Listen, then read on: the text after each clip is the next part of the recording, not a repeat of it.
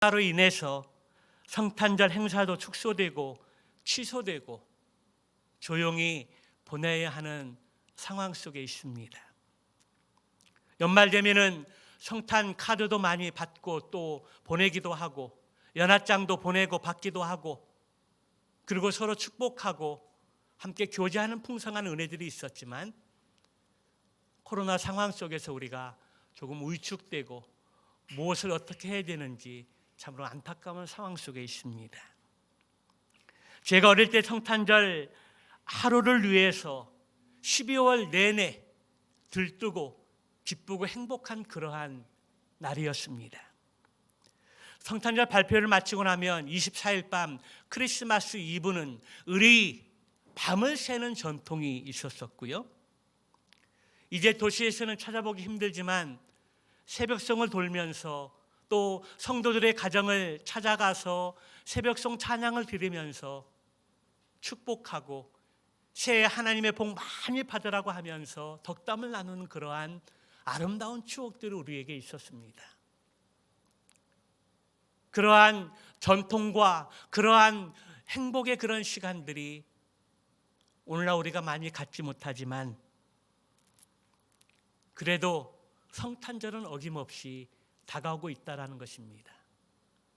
우리가 성탄절 새벽송을 볼 때 하늘에서 하얀 눈이 내리게 되면 환호성을 치면서 너무나 기쁘게 눈을 맞이하고 그리고 힘들지 않고 성탄절 예배를 맞이했었던 것입니다.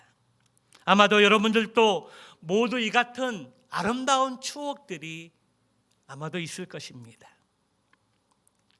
그래서 그 옛날에 어렸을 때 그 추억을 돌아보면 그때가 참으로 행복하고 좋았다라는 생각이 들기도 합니다. 성탄절 때 우리는 성탄절이 되면 세계 모든 나라 사람들이 다 그렇게 보냈습니다. 축제의 노래를 부르고 또 교회에 또 집집마다 거리에 성탄절 트리를 장식을 하고 선물을 교환하면서 아름다운 추억을 만들어 갔습니다. 성탄절은 세계의 모든 사람들이 거의 같은 마음으로 즐기고 노래하고 웃고 선물을 교환하면서 축제의 시간들을 보냈던 것입니다. 이것은 지금도 그렇지만 옛날에는 그러한 성탄절의 분위기가 더 풍성했습니다. 그런데 그 이후에 철이 들고 나이를 먹으면서 좀 더 깊이 생각하는 시간들을 갖게 되어졌는데요. 성탄절이 꼭 이런 것인가 하는 생각을 다시 한번 갖게 되었다라는 것입니다. 성탄절의 본질은 꼭 그것만은 아니라는 생각이 들었습니다. 그리고 오늘 성탄을 준비하는 목자들을 보면서 성탄의 본질이 무엇인가를 다시 한번 깨달을 수 있는 그러한 은혜를 경험했습니다. 오늘 본문을 살펴보면 성탄절 그날은 참으로 엄숙한 시간이었다는 것입니다. 구세주 예수 그리스도가 이 땅에 태어나신 그 소식을 맨 처음 그 소식을 들은 사람들은 제사장도 아니었고 서기관들도 아니었습니다.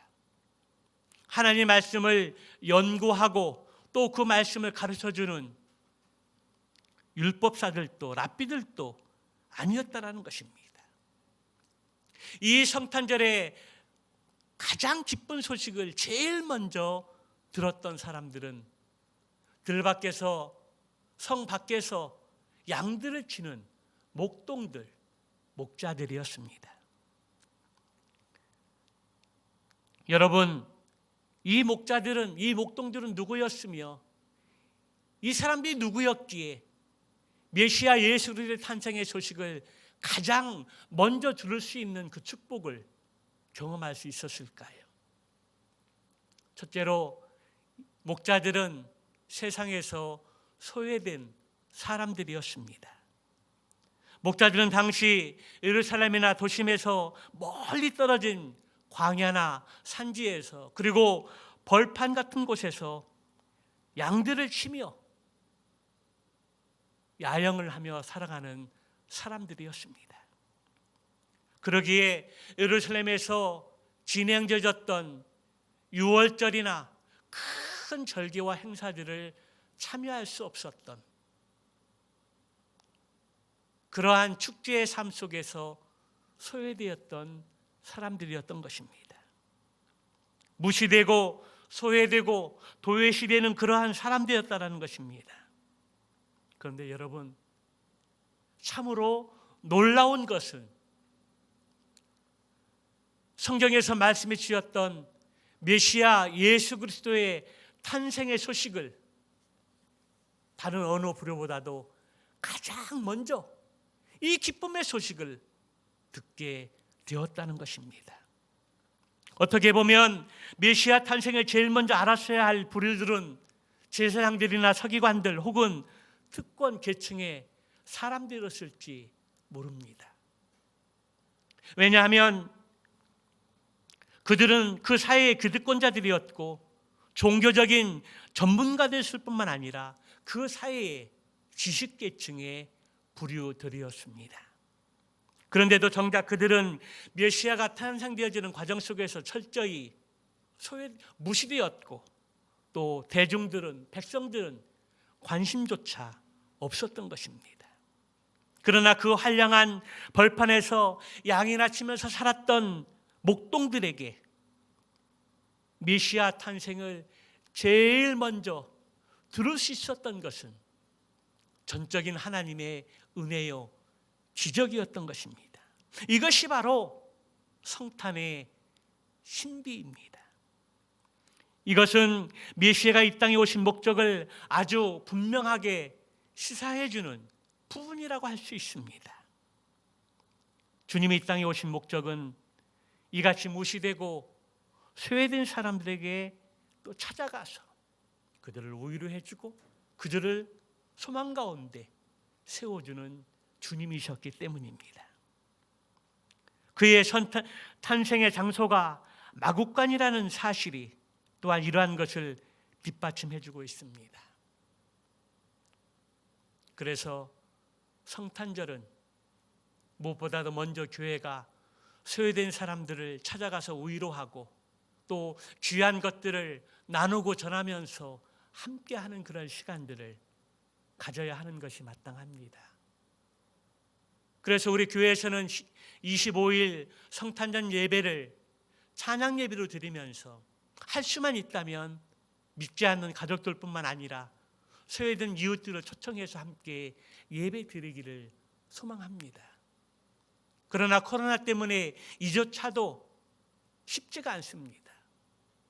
그래서 하나님께 저에게 마음을 주신 것이 무엇이냐면 성탄절 예배는 우리가 찬양 예배로 함께 드리지만 성탄절을 우리가 맞이하고 또 기뻐하면서 믿음으로 드린 예물들은 성탄 헌금은 우리 소외된 이웃과 그리고 연약한 교회들과 그리고 우리의 손에 미치지 못하는 홀 사모님들이라든지 각 기관들 그러한 어려운 그리고 이 시대의 등불에 빛을 밝히고 있는 그러한 기관들에게 성탄 예물을 보내야 되겠다 그런 마음을 하나님께서 주셨습니다. 그래서 저는 이번 성탄절 예배를 하나님 앞에 준비하고 계획하고 또 기다리면서 믿음으로 구별하여 정성껏 드린 성탄 예물은 연약한 교회와 소외된 이웃과 그리고 나라와 민족을 위해서 기도하고 횃불을 밝히는 기관과 단체들, 소외된 그리고 홀 사모님들을 위해서 드리기로 마음먹었습니다. 여러분들이 기도하면서 또 동참해 주시고 드려진 성탄의 예물은 또 그렇게 나누고 또 도울 수 있는 그러한 시간들이 되시기를 주님의 이름으로 축원합니다. 두 번째 목자들은 소외됐을 뿐만 아니라 그들은 성실한 사람들이었다라는 것입니다. 당시의 사람들이 목자라는 이 직업을 귀하게 알아주지도 않았고 또 그들을 또 이렇게 멀리하면서 철저히 소외된 채 살아가는 사람들이었습니다. 그러나 그들은 그 누구보다도 책임감을 가지고 성실하게 자기에게 주어진 일들을 충성스럽게 감당했던 사람들이라는 것입니다. 본문에 보면 그들은 한밤중에 자기들의 양떼를 치고 있었다라고 그렇게 기록하고 있습니다. 목자라는 직업이 참으로 어려운 그 이유는 밤을 새면서 양들을 지킬 때 그들에게 찾아오는 맹수들의 습격과 도적들이 있었다는 것입니다. 그래서 한순간도 목자는 양들과 눈을 떼지 못합니다. 도적들과 습격하는 무서운 짐승들로부터 양 하나하나를 보호하고 지켜야 했기 때문입니다. 그래서 그 일은 양치기에 부여된 제1의 사명이었습니다. 양들을 지키고 보호하고 그들을 또 푸른 초장에 잘 인도해서 살찌우고 다부지고 알차게 길러내야 했습니다. 왜 그럴까요? 그 양들은 하나님 앞에 제사를 지을 때 사용되어지는 제물이었기 때문입니다. 하나님께 예배 드릴 때, 제사 드릴 때 드리는 제물이었기 때문에 그 양들의 몸에 상처를 내지 않고 아주 튼실하게 그 양들을 키워내야 했던 것입니다. 그 일들이 사명감이 있어야 할 수 있는 아주 중요한 일이라 할 수 있습니다. 이와 같이 목자들은 그 밤에 자기들의 주어진 사명을 감당하기 위해서 양을 지키면서 그들을 보호하면서 밤을 꼬박 새면서 양들을 치었던 것입니다.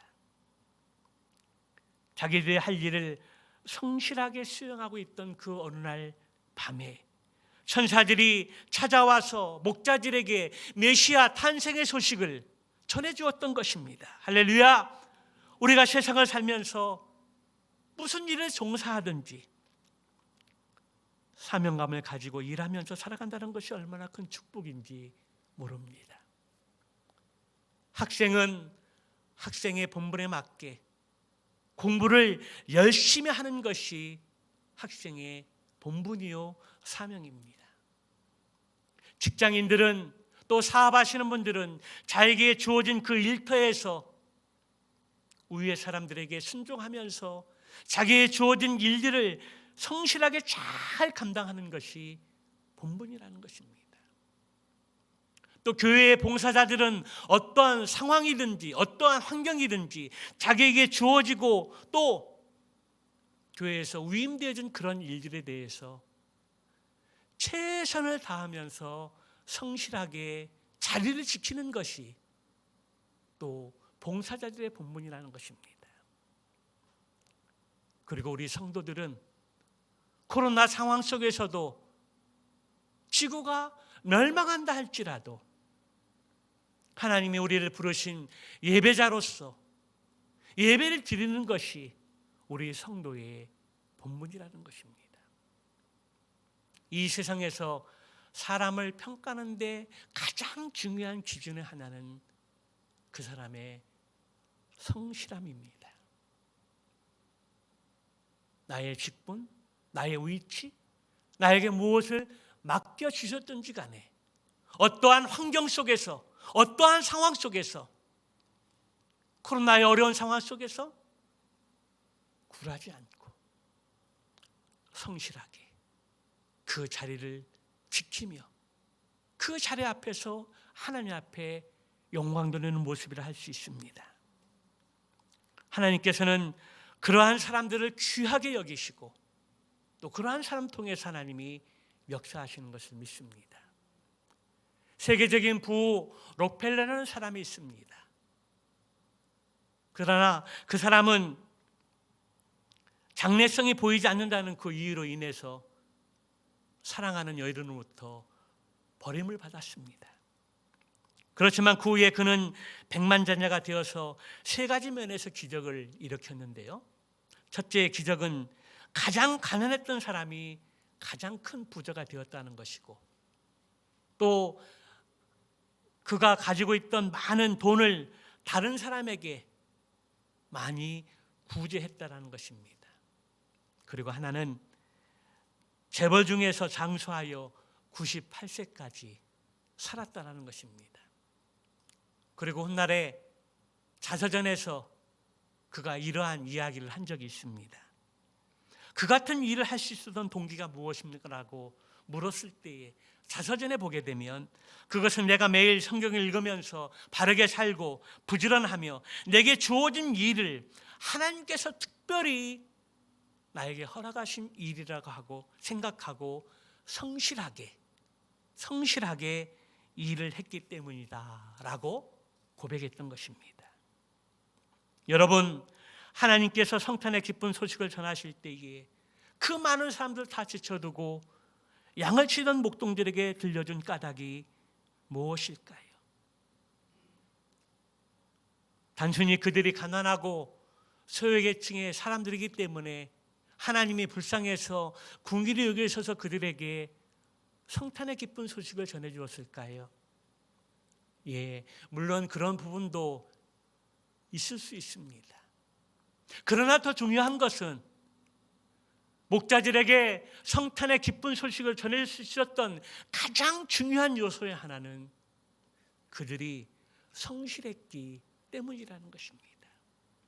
비록 양을 치는 목동들에 불과했지만 그것이 자신들에게 주신 하나님의 사명임을 알고 그것을 귀하게 여기면서 성실하게 그 일들을 감당했을 때 하나님께서 그들을 귀하게 여기시고 그들에게 먼저 가장 기쁜 소식을 전해 주었던 것입니다.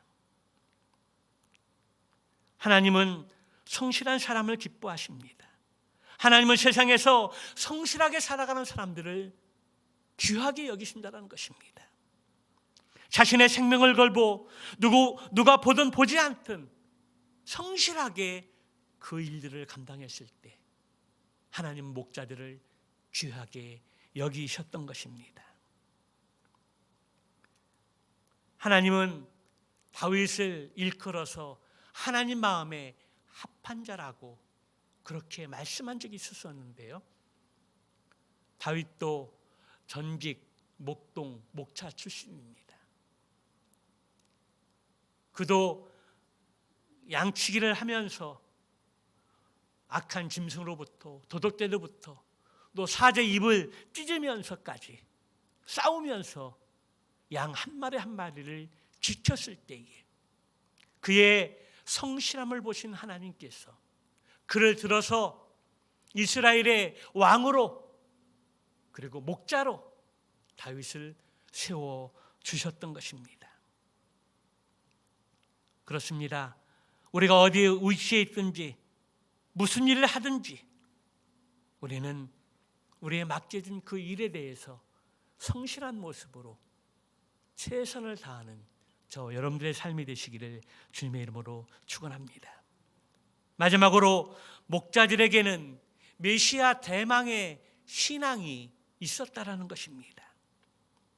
목자들은 가난했지만 적어도 하나님께 제물로 사용될 양떼를 치는 그 일에 있어서 참으로 기쁨을 가지고 사명감을 가지고 성실하게 그 일들을 감당했던 것입니다.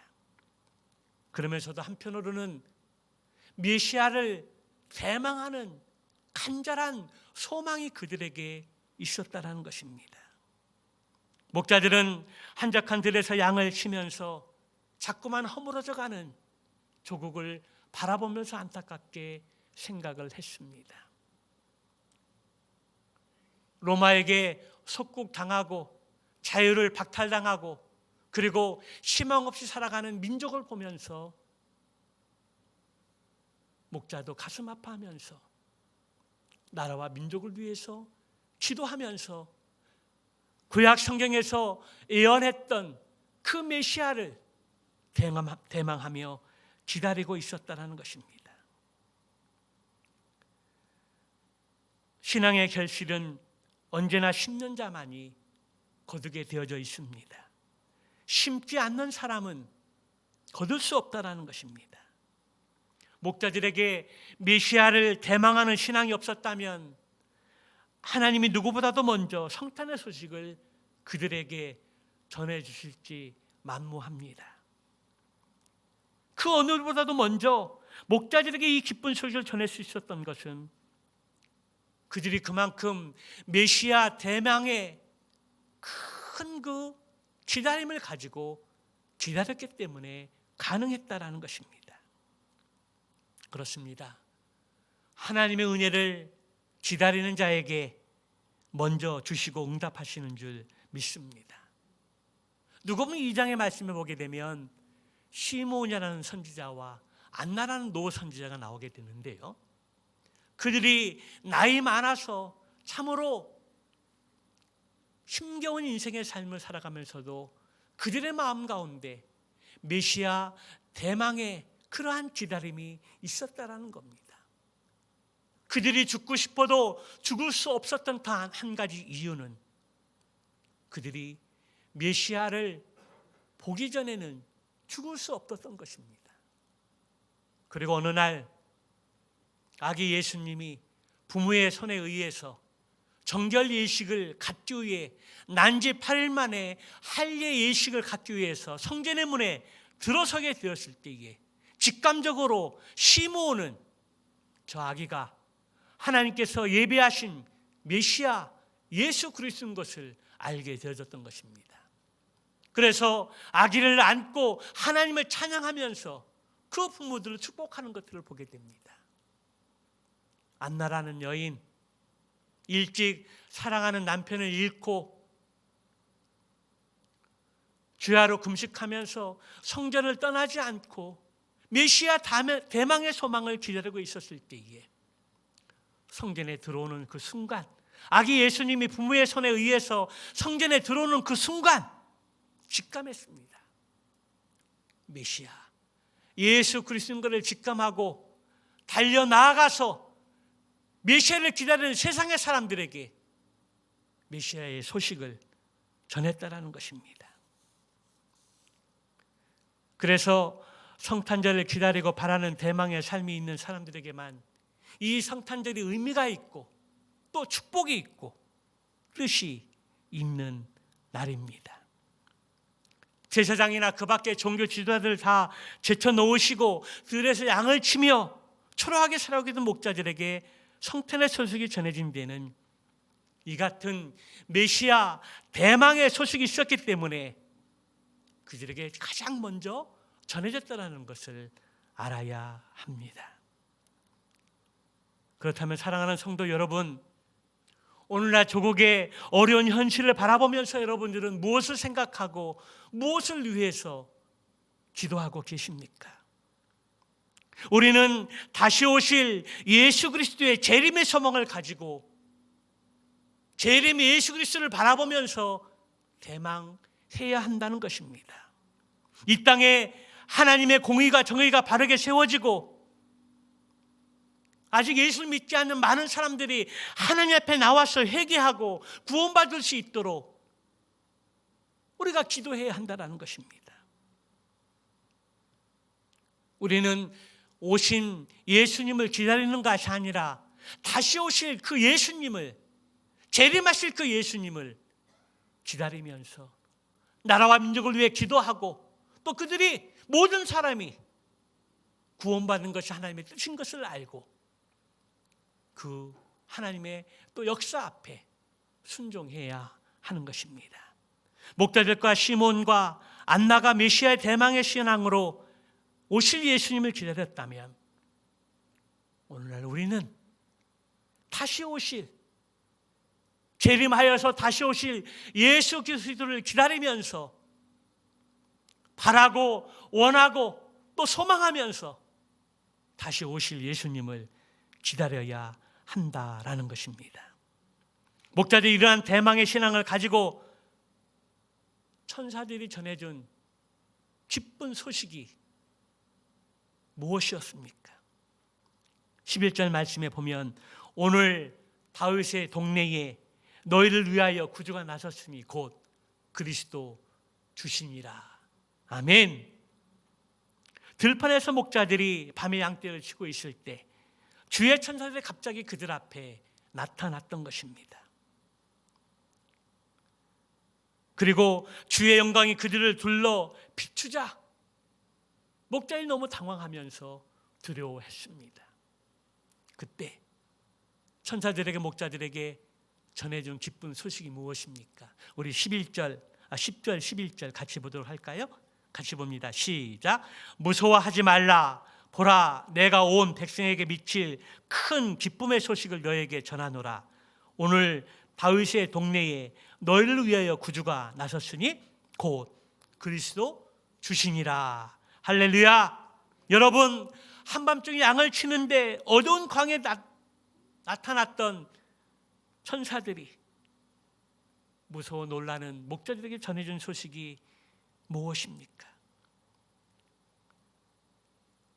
바로 성경에서 예언되어진 메시아 예수 그리스도에 대한 기쁨의 소식이었다는 것입니다.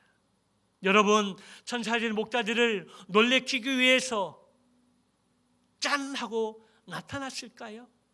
아닙니다. 그들을 놀래키려고 나타난 것이 아니라 그들에게 인류의 가장 기쁜 소식을 전해주기 위해서 목자들에게 나타났던 것입니다. 무서워하지 말라. 너희를 위하여 구세주께서 태어나셨는데 그는 곧 그리스도 주님이시라. 그렇습니다. 아기 예수님의 탄생의 소식은 가장 기쁜 소식이요, 가장 기쁜 소리요, 또 복음의 소식입니다. 이를테면 모든 인간들이 가지고 있는 자연의 두려움으로부터, 미래에 대한 염려로부터, 실존으로부터의 두려움으로부터, 그리고 코로나의 두려움으로부터 우리를 해방시키고 우리에게 평안한 마음을 주시고 예수 그리스도를 통해서 구원의 은혜를 얻게 하시기 위해서 이 기쁜 소식을 우리에게 전해주고 있는 것입니다. 신학자 칼바르트는 말하기를 하나님은 하늘에 계시고 인간은 땅에 있다면 하나님과 인간은 서로 사귈 수 없고 영원한 시간이 서로 만날 수 없기 때문에 하나님이 친히 인간과 친구가 되기 위해서 하나님이 인간으로 태어나신 기쁨의 소식을 제일 먼저 목자들에게 전해 주셨다라는 것입니다. 이것이 바로 하늘의 놀라운 메시지요, 성탄의 큰 의미가 담겨져 있는 것입니다. 이 기쁜 소식은 우리가 밤을 새면서 즐겁게 놀고 선물 교환하고 그리고 다른 일을 하는 것만으로는 메시아 탄생의 이 기쁨을 대신할 수 없다라는 것입니다. 그렇게 재밌게 노는 것만으로는 성탄의 본질을 다 이해하고 깨달을 수 없다라는 것입니다. 목자들이 자신에게 주어진 일에 충실하며